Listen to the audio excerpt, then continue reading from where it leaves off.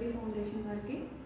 So ఏదైతే మీరు ఈ యూనెక్స్ట్ ప్రోగ్రామ్ పెట్టారో అది మా కాలేజ్ స్టూడెంట్స్కి బాగా ఉపయోగపడింది.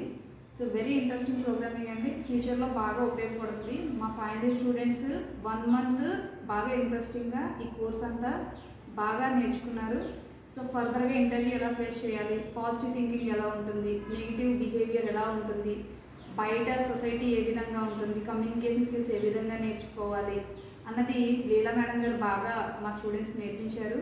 సో వాళ్ళు కూడా కొంత కాన్ఫిడెన్స్ వచ్చిందండి. సో హౌ టు ఎలాగ బయట మనం మెలగాలి, ఇతర స్టూడెంట్స్ ఎలా ఉంటారు, సో ఆ విషయం అనేది బాగా నేర్పించడం జరిగింది. సో దీంతో మిగతా స్టూడెంట్స్ అంటే వాళ్ళలో ఉన్న ఫియర్నెస్ అన్నది కూడా పోయిందండి. సో నార్మల్గా అయితే అమ్మో అందరిలో వెళ్ళి ఎలా మాట్లాడగలం, ఏం చేయగలం అన్న ఫియర్నెస్ ఉండేది.